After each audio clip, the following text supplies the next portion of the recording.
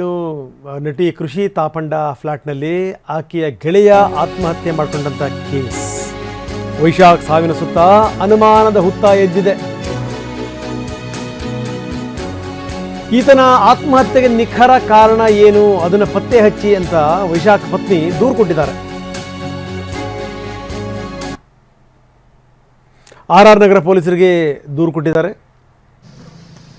ವೈಶಾಖ್ ಪತ್ನಿ ಇದೊಂದು ಅಸ್ವಾಭಾವಿಕ ಸಾವು ಅಂತ ಪೊಲೀಸರು ಕೂಡ ಕೇಸ್ ದಾಖಲು ಮಾಡಿಕೊಂಡಿದ್ದಾರೆ. Hotel Management with AI. Join IIHM, International Institute of Hotel Management.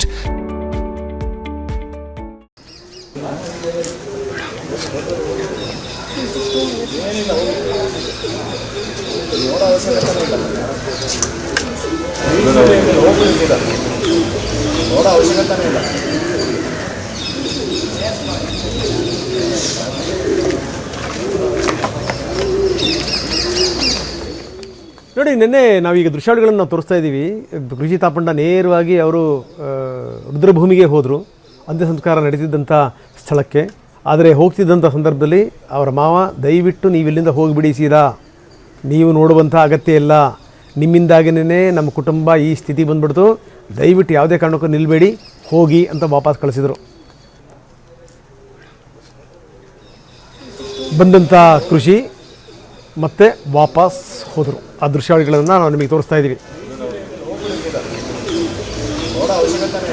ಬನ್ನಿ, ನಮ್ಮ ಪ್ರತಿನಿಧಿ ಶಿವಪ್ರಸಾದ್ ಈಗ ನಮ್ಮೊಂದಿಗೆ ನೇರ ಸಂಪರ್ಕದಲ್ಲಿದ್ದಾರೆ. ಶಿವಪ್ರಸಾದ್, ಈಗ ನಿನ್ನೆ ಅಂತ್ಯ ಸಂಸ್ಕಾರ ಸಂದರ್ಭದಲ್ಲಿ ಏನೇನಾಯಿತು ಅದೆಲ್ಲವನ್ನು ಕೂಡ ನೋಡಿದ್ದೀವಿ. ಜೊತೆಗೆ ಇಲ್ಲಿ ಬಹಳ ಗಮನಿಸಬೇಕಾದಂಥ ಸಂಗತಿ ಏನು ಅಂತಂತಂದರೆ ಆತನ ಪತ್ನಿ ಕೊಟ್ಟಿರುವಂಥ ಕಂಪ್ಲೇಂಟ್. ಯಾಕಂದರೆ ಆಕೆ ಹಲವಾರು ಸಂಗತಿಗಳನ್ನು ಹೇಳಿದಾಳೆ.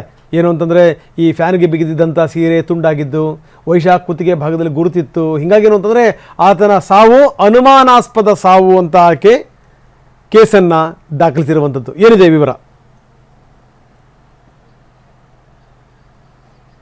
ರಂಗನಾಥ್, RR ನಗರ ಪೊಲೀಸ್ ಠಾಣಾ ವ್ಯಾಪ್ತಿಯಲ್ಲಿ ಸ್ಯಾಂಡಲ್ವುಡ್ ನಟಿ ಕೃಷಿ ತಾಪಂಡವರ ಫ್ಲಾಟ್ನಲ್ಲಿ ಗೆಳೆಯ ವೈಶಾಖ್ ಸೂಸೈಡ್ ಅನ್ನು ಮಾಡ್ಕೊಂಡಿರ್ತಕ್ಕಂಥ ಪ್ರಕರಣಕ್ಕೆ ಸಂಬಂಧಪಟ್ಟಂತೆ ಪೊಲೀಸರು ಈಗಾಗಲೇ UDR ಪ್ರಕರಣವನ್ನು ಕೂಡ ದಾಖಲು ಮಾಡಿಕೊಂಡಿರ್ತಕ್ಕಂಥದ್ದು.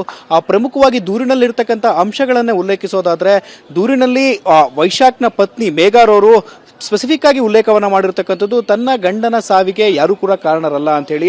ಅಂದ್ರೆ ಯಾರೊಬ್ಬರ ಮೇಲೂ ಕೂಡ ಬೆಟ್ಟನ ತೋರಿಸಿ ಇವರೇ ಕಾರಣವಾಗಿದ್ದಾರೆ, ಇವರು ಪ್ರಚೋದನೆಯನ್ನು ನೀಡಿದ್ದಾರೆ ಅನ್ನೋ ಅಂಶಗಳನ್ನೆಲ್ಲೂ ಕೂಡ ದೂರಿನಲ್ಲಿ ಉಲ್ಲೇಖವನ್ನ ಮಾಡಿಲ್ಲ. ಈ ಹಿನ್ನೆಲೆಯಲ್ಲಿ ಕೃಷಿ ತಾಪಂಡಗೆ ಯಾವುದೇ ರೀತಿಯ ಸಂಕಷ್ಟ ಎದುರಾಗುವ ಸಾಧ್ಯತೆಗಳಿಲ್ಲ ಅಂತ ಹೇಳಲಾಗ್ತಿದೆ.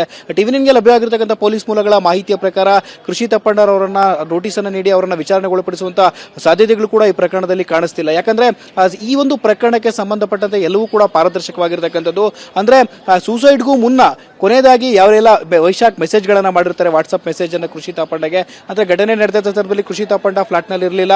ಫ್ಲಾಟ್ಗೆ ಸಂಬಂಧಪಟ್ಟಂತೆ 2 ಕೀಗಳಿದ್ವು. ಒಂದು ಕೀ ವೈಶಾಖ್ನ ಬಳಿ ಇದ್ರೆ ಮತ್ತೊಂದು ಕೀ ಕೃಷಿ ತಾಪಂಡ ಬಳಿ ಇತ್ತು. ಈ ಎಲ್ಲ ಅಂಶಗಳನ್ನು ಕೂಡ ಮೆಸೇಜ್ ಮಾಡಿದಂಥ ಬಳಿಕ ಆ ನಂತರ ಫ್ಲಾಟ್ಗೆ ಬಳಿದಂಥ ಬಳಿಕ ನೋಡಿದಂಥ ಆ ಘಟನೆಗಳೇನಾಯಿತು ಎಲ್ಲ ಘಟನಾವಳಿಗಳನ್ನು ಕೂಡ ಸೀನ್ ಟು ಸೀನ್ ಪೊಲೀಸರಿಗೆ, RR ನಗರ ಪೊಲೀಸರಿಗೆ ಕೃಷಿ ತಾಪಂಡ ಎಕ್ಸ್ಪ್ಲೇನ್ ಅನ್ನು ಮಾಡುತ್ತಾರೆ. ಇದಕ್ಕೆ ಸಂಬಂಧಪಟ್ಟಂತೆ ಅವರಿಗೆ ಬಂದಿರತಕ್ಕಂಥ ಮೆಸೇಜ್ಗಳನ್ನು ಕೂಡ ಪೊಲೀಸರಿಗೆ ತೋರಿಸಿರ್ತಕ್ಕಂಥದ್ದು. ಒಟ್ಟಾರೆಯಾಗಿ ಇಡೀ ಪ್ರಕರಣಕ್ಕೆ ಸಂಬಂಧಪಟ್ಟಂತೆ ಪೊಲೀಸರಿಗೂ ಕೂಡ ಇಡೀ ಪ್ರಕರಣ ಪಾರದರ್ಶಕವಾಗಿರುವಂತೆ ಕೃಷಿ ತಾಪಂಡ ನಡ್ಕೊಂಡಿದ್ದಾರೆ.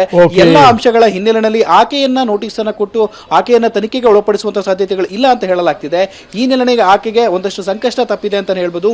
ಉಳಿದಂತೆ ಪ್ರಮುಖವಾಗಿ ನಿಖರವಾಗಿ ಕಾರಣ ಏನು ವೈಶಾಖ್ ಸೂಸೈಡ್ ಅನ್ನ ಮಾಡ್ಕೊಳ್ಳೋದಕ್ಕೆ ಅನ್ನೋದ್ರ ಬಗ್ಗೆ ತನಿಖೆಯನ್ನು ನಡೆಸಿ ಅವರು ಸ್ಪೆಸಿಫಿಕ್ ಆಗಿ ಮೆನ್ಷನ್ ಮಾಡಿರ್ತಕ್ಕಂಥದ್ದು.